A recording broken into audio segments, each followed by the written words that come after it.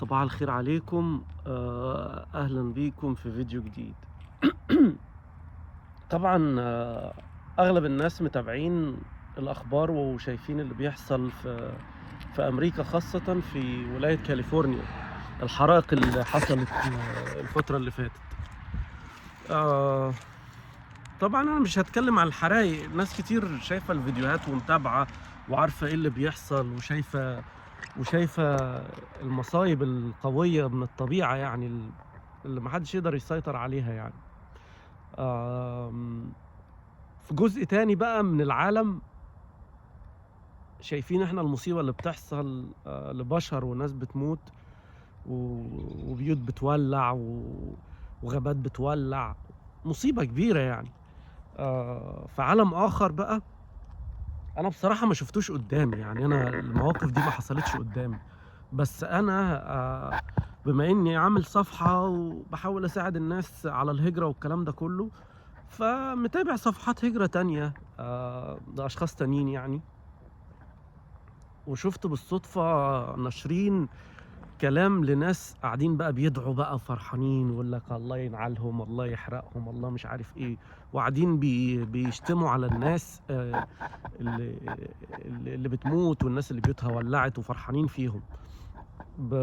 من الناحية الأخرى الناس اللي قاعدة بتشتم دي وبتدعي كانوا أصلا بيكلموا أصحاب الجروبات دي ويقولوا لهم يا لو سمحت يا أستاذ، لو سمحت يا دكتور، لو سمحت يا باشمهندس، يا لو سمحت يا مستر، أقدم إيه وأكتب اسمي إيه، وأنا عاوز لو أنا عاوز أهاجر أكتب إيه، وأختار إيه، وأختار الاسم إيه، ومش عارف إيه.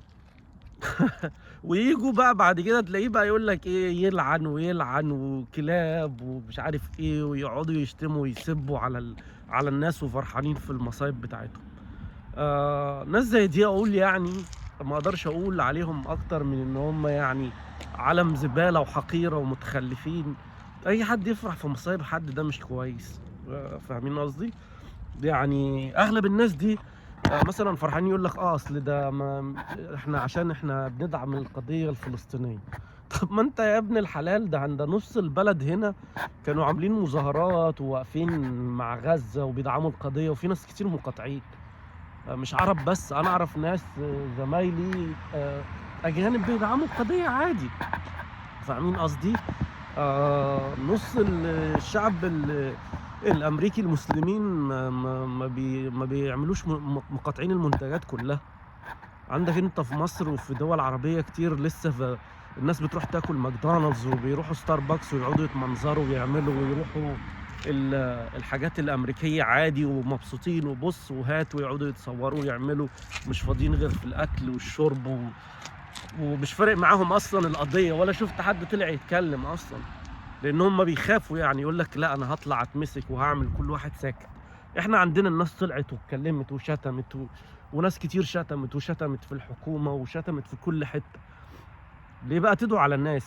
غير بصرف النظر، انا دلوقتي مش بتكلم اقول لك ان ممكن يكون في ناس اتاذوا، مسلمين زينا مثلا او مسيحيين او عرب او دول بني ادمين عاديين يا جدعان. اقسم بالله الواحد يعني اشتغل مع ناس كل الجنسيات ومختلف الديانات، والناس يعني ناس عاديين جدا، الناس بتاكل عيش.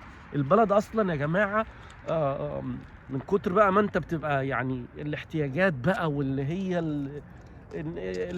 النفس البشريه، ان انت عاوز تتطور طول الوقت. اللي بيجيب موتوسيكل بيبقى عاوز عربيه، اللي عنده عربيه يبقى عاوز طياره، يبقى عاوز مركب، يبقى عاوز يخت، يبقى فيفضل شغال في الساقيه. نص الناس اللي هنا شغالين بس، والله العظيم اغلب الناس بتشتغل، يفضل يشتغل عشان يقضي له اجازه حلوه كده، يتبسط، يطلع فلوس يشتري بيها حاجه وبس. ناس عاديين يا جدعان، ناس بتشتغل تيجي تتبسط يوم الجمعه، تقعد مع بعضيها، يقعدوا يتفرجوا على فيلم، يجوا في الاعياد يحتفلوا مع بعض. تيجوا بقى دول العالم المتخلفين بقى، يجي يقعد يقول لك ده انت قلت له كل سنه وانت طيب، ده انت رحت مش عارف ايه. يا عم ما هي البلد دي فاتحه لك فاتحه لك الدنيا اهو. انت بيقول لك خش روح اشتغل. عاوز تشتري بيت، ما يجيش يقول لك ايه ده، هو انت مين، انت ابن مين، انت ابن وزير، ابن غفير، ابن ضابط، ابن دكتور. لا، روح اشتري بمجهودك. عاوز تشتري عربيه، تتعب وتطلع فلوس تجيب عربيه. عاوز تشتري بيت البلد تساعدك، عاوز تطلع كريدت كارد يساعدوك، معكش فلوس بيساعدوا الناس اللي هم يستحقوا، محتاجين معونات اي حاجه.